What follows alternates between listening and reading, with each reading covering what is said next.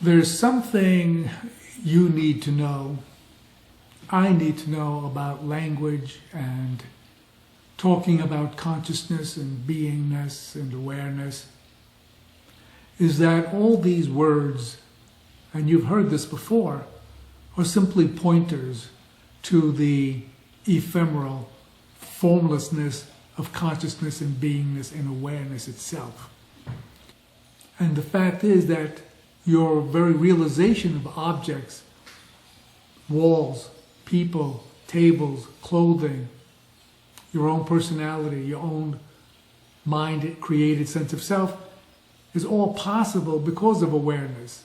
Without awareness, there is no experiencing anything. So what is it to say consciousness and awareness is everything, manifested in everything?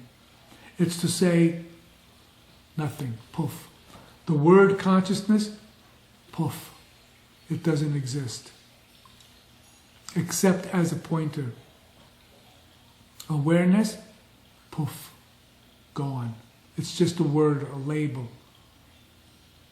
Beingness, poof, gone. Another word. All words are just poof. Ephemeral nothingness, invisible pointers to formlessness, to awareness. God, poof, a mind-created concept. Always, only, ever is actuality, is absolute reality, however it may be perceived. Anything we say about it, poof, is just that, a puff of air, not actuality itself. Understand that about language, and you won't get caught in mind traps, the abstract traps of logic and fallacies and paradox and apparent illusions and delusions. Tony, poof. As a story, as a personality, Tony, me, poof, gone. Only what is. Try to live a day like that, 24 hours. Realization, the ephemeralness of words and language, that they do not relate to actual things. Words in themselves are not actual things. Poof, gone. Me, poof, gone. Consciousness, poof, gone. Buddha nature, poof, gone. Only what remains is what is. The thing that I find very interesting about this whole consciousness game,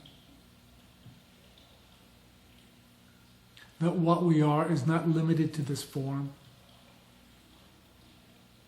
that we have a body but are not the body, that we have emotions but are not these emotions, we have thoughts but we are not our thoughts, that we have feelings and sensations in the body but they are not what we are.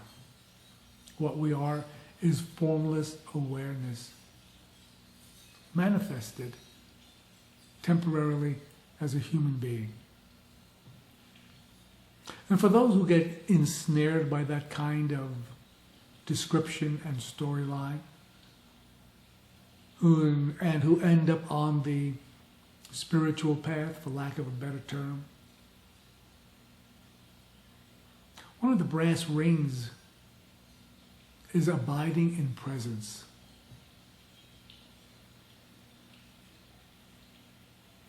And we look at it many times as if it's a chore.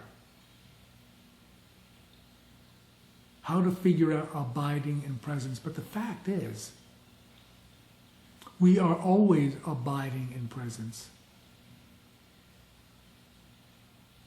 We are always abiding as presence. And it's only the mind telling the story of separate self, separate from awareness, that creates the problem of how to unify oneself with awareness again.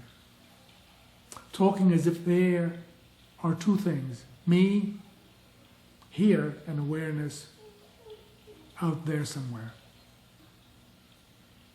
But we are always abiding in presence. And when the mind is quiet, that's when it is seen.